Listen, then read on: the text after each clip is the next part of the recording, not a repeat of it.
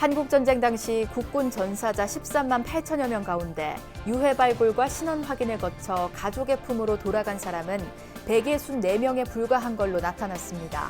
더 많은 전사자의 신원 확인을 위해선 유가족의 유전자 시료 채취가 절실하다는 지적입니다. 국보이자 세계문화유산인 팔만대장경을 오는 19일부터 처음으로 인터넷 사전 예약을 통해 초등학생 이상 누구나 탐방할 수 있게 됐습니다. 법보종찰 해인사는 매주 주말 하루 2회씩 모두 4번 팔만대장경이 보관된 장경판전 내부 등을 둘러보는 순례 프로그램을 실시합니다. 탈종교화 현상에다 코로나19까지 겹치면서 한국 불교가 생존을 위해 새로운 변화를 모색해야 할 때라는 목소리가 커지고 있습니다. 한국 불교의 경쟁력을 높이고 불교에 대한 대중들의 호응을 끌어올리기 위한 방안은 없는지 짚어봤습니다. 한국 불교의 정신적 지도자이자 가야산 호랑이로 불린 성철 스님이 생전에 읽고 소장했던 고문원 120종을 앞으로 인터넷을 통해 누구나 만날 수 있습니다. 동국대 불교학술원이 백년암 소장 고문원 도록인 성철 스님의 책 출간과 아카이브 시스템 이용을 알렸습니다. 부산박물관이 봄날 부처님 나토시다를 주제로 특별 전시회를 열고 있습니다. 코로나19로 힘든 시기를 보내고 있는 관람객에게 위로와 희망을 전할 걸로 기대됩니다.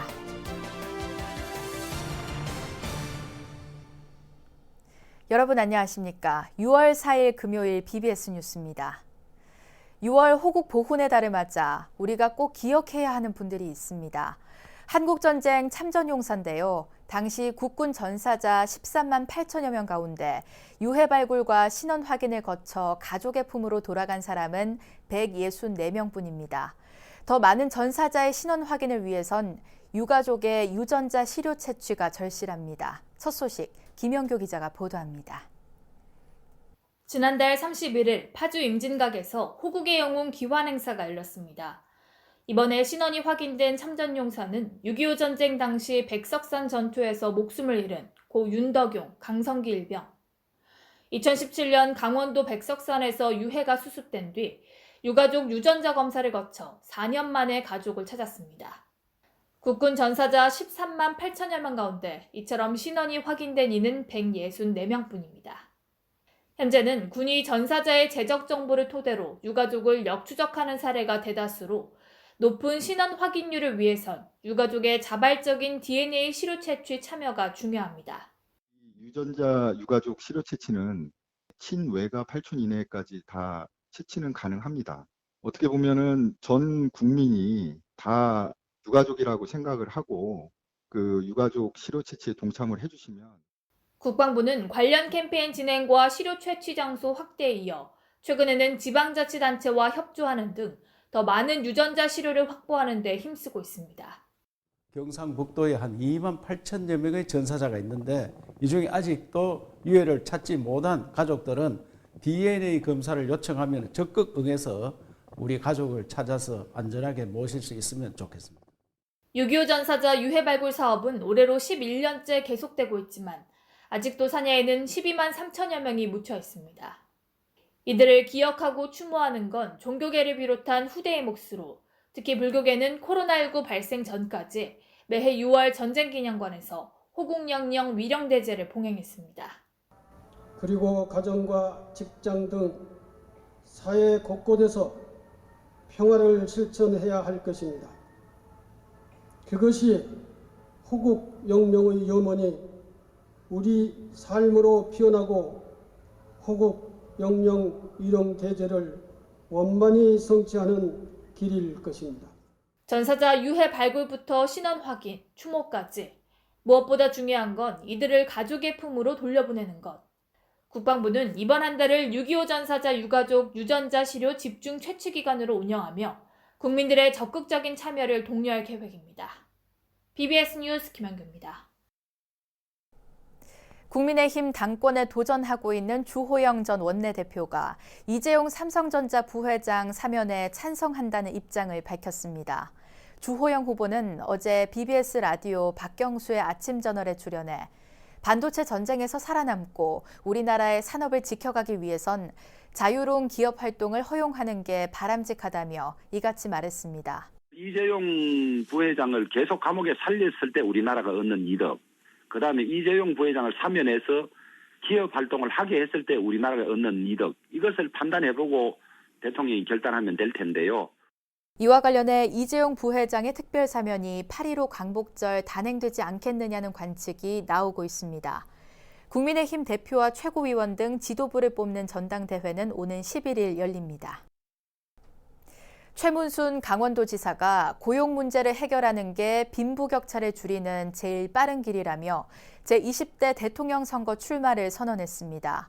최 지사는 어제 국회 소통관에서 기자회견을 열고 청년들의 취직을 정부와 기업이 함께 책임져야 한다며 이같이 밝혔습니다. 저는 도지사직을 수행하면서 불공정, 불평등, 빈부격차의 문제가 왜 이렇게 해결되지 않는가를 고민해 왔습니다. 제가 내린 결론은 신자유주의였습니다. 나라의 전체 구조가 신자유주의적 구조로 돼 있었던 것입니다. 최 지사는 18대 국회의원 시절 국회 불자 모임인 정각회 간사를 지내면서 종교시설 내 투표소 설치를 금지하는 법 개정을 추진하고 미륵사지 석탑 졸속 해체에 대한 문화재청의 사과와 재발 방지를 요구하는 등 활발한 활동을 펼쳤습니다. 국보이자 세계문화유산인 팔만대장경을 오는 19일부터 처음으로 인터넷 사전 예약을 통해 초등학생 이상 누구나가 탐방할 수 있게 됐습니다. 법보종찰 해인사는 매주 주말 하루 2회씩 모두 4번 팔만대장경이 보관된 장경판전 내부 등을 둘러보는 순례 프로그램을 실시한다고 밝혔습니다. 홍진호 기자가 보도합니다. 국보이자 세계문화유산인 해인사 팔만대장경과 장경판전을 이제 인터넷 사전 예약을 통해 만날 수 있습니다. 해인사는 오는 19일부터 매주 토요일과 일요일 각각 2번씩 팔만대장경 사전 예약 탐방제를 실시한다고 밝혔습니다. 코로나 시대 선조들의 국난 극복 의지가 담긴 찬란한 역사 문화를 직접 느끼고 배우는 계기가 될 것으로 보입니다. 또 팔만대장경이 어떤 취지에서 만들어졌고 또 이때까지 어떻게 목조인 상태인데도 아주 800년 이상 양호하게 보관 상태를 유지하고 있는지, 또 6.25 동란 때는 어떠한 과정을 거쳐서 전혀 피해를 입지 않고 현재까지 원전 상태로 보관되어 있는지. 해인사 팔만대장경 장경판전 내부 공개는 그동안 연구 목적 등 특별한 경우에 한해서만 이뤄졌습니다. 약 1000년 전 당대 최신 목판 기술로 새겨진 팔만대장경은 대승불고 권역에서 거의 온전하게 보존된 유일한 문화재이자 기록물입니다. 세계적 불교 석학 루이스 랭카스터 교수는 대승불교 경전에 대한 기초 텍스트 조사, 즉 정본화의 기준점은 오직 팔만대장경뿐이라고 극찬했습니다. Nobody told me if you really want to know whether it's correct or whether it's a typo, you have to go to the printing blocks in Haeinsa in South Korea, and that's where you'll find out whether it's a typo. There's no other way to do it. 사전 예약은 내일부터 해인사 홈페이지 팔만대장경 탐방 예약 배너로 신청할 수 있습니다. 코로나 시대에 활짝 열리는 장경판전의 문은 선조들의 국난 극복 의지를 배우는 기회가 될 것으로 보입니다. 조계종에서 BBS 뉴스 홍진호입니다. 전국 병원불자연합회가 미얀마의 민주화를 염원하며 조계종의 기부금 모금에 동참했습니다. 류재환 병부련 회장은 한국불교역사문화기념관에서 총무원장 원행 스님을 예방하고 1,000만 원의 성금을 종단의 공익재단 아름다운 동행에 지정 기탁했습니다. 원행 스님은 이 자리에서 미얀마의 민주화를 위해 이렇게 큰 관심을 가져줘 고맙다고 말했습니다. 류 회장은 코로나 사태가 진정되면 의료 봉사를 통한 불교 포교를 위해 더욱 열심히 노력하겠다고 밝혔습니다. 전북 완주군의 천연고찰 대둔산 안심사가 조계종의 핵심 사업인 100만 원력 결집불사에 힘을 보탰습니다. 완주 안심사 주지 이련 스님과 신도회 임원들은 한국불교역사문화기념관 4층 접견실에서 조계종 총무원장 원행 스님을 예방하고 100만 원력 결집불사 기금 1,000만 원을 전달했습니다. 원행 스님은 특히 완주 안심사는 조선 후기 불교를 말살하려는 기득권 세력에 맞서 불교를 지켜낸 백곡 천흥 스님이 주석했던 곳이라며 천흥 스님은 상소문 간패석교소를 현종 임금에게 올려 봉은사와 봉선사의 철폐를 막았다고 말했습니다. 탈종교화 현상에다 코로나19까지 겹치면서 한국 불교가 생존을 위해 새로운 변화를 모색해야 할 때라는 목소리가 커지고 있는데요. 한국 불교의 경쟁력을 높이고 불교에 대한 대중들의 호응을 끌어올리기 위한 방안은 없는지 전경윤 기자가 보도합니다. 우리나라 종교인 10명 가운데 3명은 매주 종교시설을 방문하지만 절반 정도는 잘해야 1년에 한두 번 가거나 일부는 아예 가지 않는 것으로 나타났습니다. 여론조사기관인 한국갤럽이 최근 19살 이상 국민 1,500명을 대상으로 한국인의 종교 인식에 대한 설문조사를 실시한 결과 국민들의 종교에 대한 호감도는 해마다 떨어지고 있는 것으로 드러났습니다. 호감이 가는 종교가 없다고 답한 비율은 지난 2004년 33%, 2014년에는 46%에서 이번에는 61%를 기록해 17년 사이에 2배 가까이 늘어났습니다. 특히 일주일에 한 번 이상 종교시설을 방문한 사실이 있느냐는 질문에 그렇다고 답한 불교인은 가장 낮은 1%를 기록하는 데 그쳤습니다. 주 1회 이상 기도를 하고 있느냐는 질문에도 불교는 5%에 머물러 개신교인 37%, 천주교인 31%에 크게 못 미쳤습니다. 우리 주위에서 만날 수 있는 대부분의 불자들은 부처님 오신 날이나 입춘, 백중, 동지 등 중요 기념일에 사찰에 가서 등을 밝히는 이른바 정서적 불자인 경우가 적지 않다는 지적입니다. 전문가들은 우선 불교 교육과 포교 프로그램에 큰 변화를 주문하고 있습니다. 생활 속에서 실천할 수 있는 부처님의 가르침을 보다 쉽게 전하고 불자들의 정체성과 자긍심을 높일 수 있는 내용을 꾸준히 발굴해야 한다는 것입니다. 우리가 불교를 처음 공부하시는 신도들한테 경부터 가르치려고 했단 말이죠. 그 부분이 접근하기가 어려운 거예요. 초심자한테는. 그래서 이게 불교가 아닌 듯 불교임을 알아야지 되는 거거든요. 신도 교육의 패러다임의 전환이 필요하다. 무엇보다 지역 주민들의 삶 속에 파고들어 현실 속에서 겪는 고통과 괴로움 등에 대한 불교적 해법을 제시하는 노력이 시급하다는 지적도 적지 않습니다. 이를 위해 사부대중과 함께하는 공동체 불교, 사찰에서 기다리는 것이 아니라 찾아가는 불교의 실천이 적극적으로 이루어져야 한다고 전문가들은 입을 모으고 있습니다. 앞으로 우리 불교가 신도가 조직화되고 정예 신도를 양성하기 위해서는 불교 교육의 패러다임의 전환, 다시 말해서 부처님의 생애와 사상을 이해하는 것으로부터 불교 교육이 이루어져야 된다라고 말씀을 드릴 수 있겠습니다. 코로나19로 비대면이 일상으로 자리 잡은 이때 법회와 수행, 기도, 교육 등도 온라인 뉴미디어를 활용한 방식으로 진행하고 세대별 계층별로 맞춤형 포교 콘텐츠를 개발하는 노력도 꾸준히 이어져야 할 것으로 보입니다. BBS 뉴스 정경윤입니다. 한국 불교의 정신적 지도자이자 가야산 호랑이로 불린 성철 스님이 생전에 읽고 소장했던 고문원 120종을 앞으로 인터넷을 통해 누구나 만날 수 있습니다. 동국대 불교학술원은 기자간담회를 열고 백년암 소장 고문원 도록인 성철 스님의 책 출간과 아카이브 시스템 이용을 알렸습니다.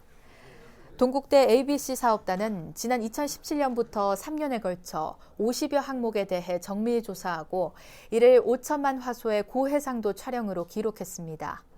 고문원 중에는 설잠 김시습의 시편다묘와 국내 유일본으로 추정되는 시편다묘회 언해 등이 포함되어 있습니다. 부산박물관이 봄날 부처님 나투시다를 주제로 특별 전시회를 마련했습니다.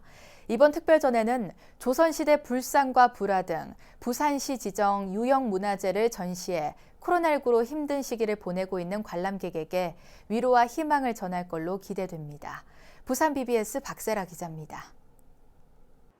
부처님을 모신 작은 나무집 불감에 안치된 관음보살도, 불감의 문을 열면 보타락가산이 펼쳐지고 관음보살이 바위에 앉아 선제동자를 맞이합니다.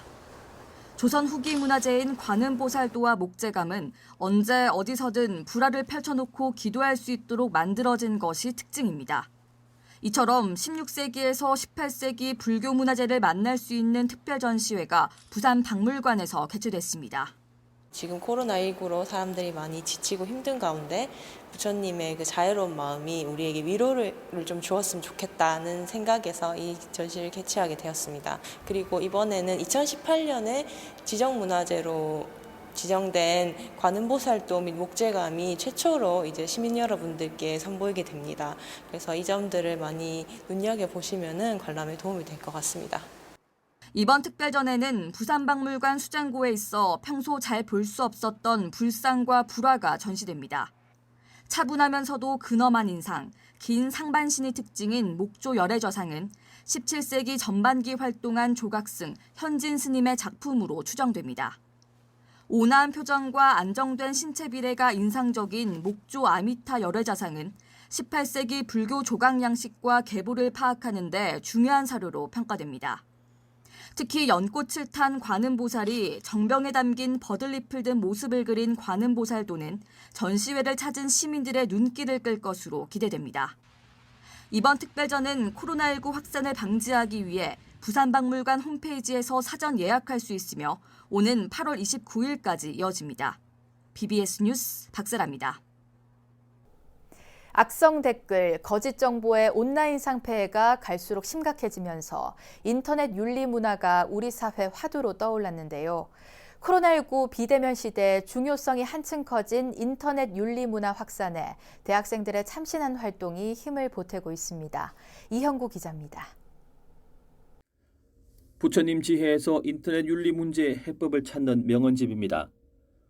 실체 없는 가상현실의 자기 모습에 집착하지 말고 진면목을 찾자는 글귀가 눈에 띕니다. 경희대 불교 동아리 경불회가 방송통신위원회 지원으로 만든 이 책자는 경전 내용과 인터뷰 등으로 인터넷 윤리관을 들여다본 참신한 제작물로 평가받고 있습니다. 인터넷 윤리에 적용될 내용도 굉장히 많더라고요. 되게 옛날 내용인데도 불구하고. 그래서 공부하는 데는 어려움이 하나도 없었고요. 경전의 내용들이 정말 모두 다 적용될 정도로 공부했을 때는 좀 감명을 많이 받았거든요. 악성 댓글, 마녀 사냥, 신상 틀기, 허위 사실 유포, 사람들에게 정신적 고통을 안겨주고 심지어 극단적 선택에까지 이르게 하는 디지털 문화의 역기능이 심화되면서 인터넷 윤리운동의 중요성도 커졌습니다. 방통위는 지난해 대학 동아리 활동과 인터넷 윤리 활동을 연계한 프로그램을 처음 시도했는데 경불의 명언집 발간 등으로 대학가의 호응을 이끌어냈습니다. 불교라서 또 종교 색채가 있긴 한데 이런 뭐 공모전 같은 데에서 좀 불이익이 없지 않을까를 물어보면서 접근해서 좋게 봐주신 것도 있고 저희가 또 공부만 한 게 아니라 인터넷을 주로 사용하시는 스님도 찾아뵙고 코로나19 확산 속에서 최근 열린 대학생 인터넷 드림단 2기 발대식에서도 전국 10개 대학 동아리가 열띤 발표 경쟁을 펼쳤습니다. 대학생 인터넷 드림단은 대학 내 동아리와 인터넷 윤리를 접목해서 창의적인 방법으로 인터넷 윤리 문화를 확산시키는 우리의 소중한 특공대입니다. 여러분이야말로 우리가 기대하고 있는 미래 진영정보 사회를 이끌어갈 리더들입니다. 중앙대 미디어 동아리 프레밀리가 장애인 인터넷 윤리 교육을 위한 오디오북 제작을 발표해 최우수 활동상을 받았습니다. 이어 인터넷 윤리 홍보 연극을 준비한 인천대 극예술연구회와 사이버 폭력 현황 파악 프로그램 개발을 제시한 경희대 미디어 동아리가 각각 2위, 3위를 수상했습니다.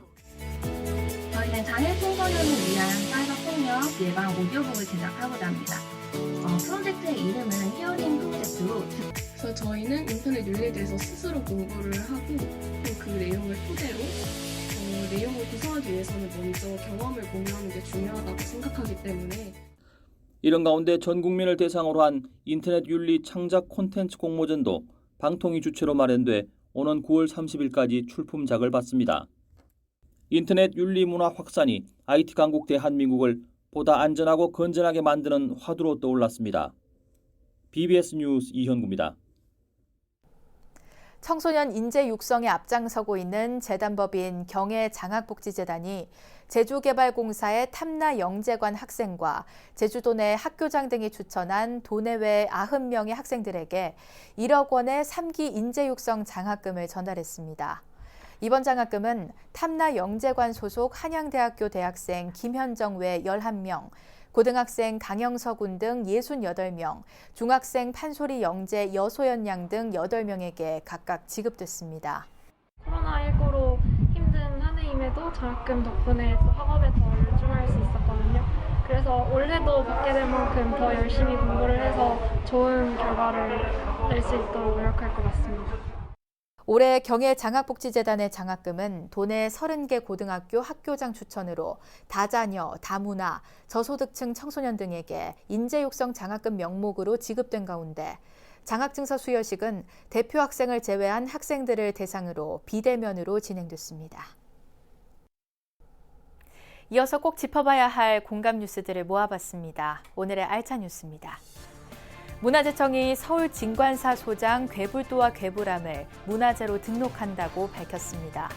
서울 진관사 소장 괴불도와 괴불암은 1935년 부처님 오신 날에 맞춰 일섭 스님 등이 참여해 제작한 뒤 삼각산 삼각사에 봉안해오다 1960년대부터 서울 진관사에서 소장해 왔고 현재 국가무형문화재인 진관사 수륙제 봉행 때 개시되고 있습니다. 통영 두타사 주지 자용 스님이 재소자들에 대한 교화에 힘쓴 공로를 인정받아 제39회 교정대상 자비상을 수상했습니다.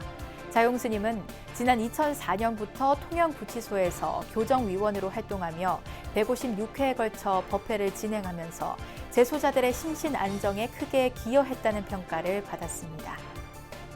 국토교통부와 한국도로공사는 연내 전국 34개 고속도로 영업소에 다차로 하이패스를 단계적으로 구축한다고 밝혔습니다.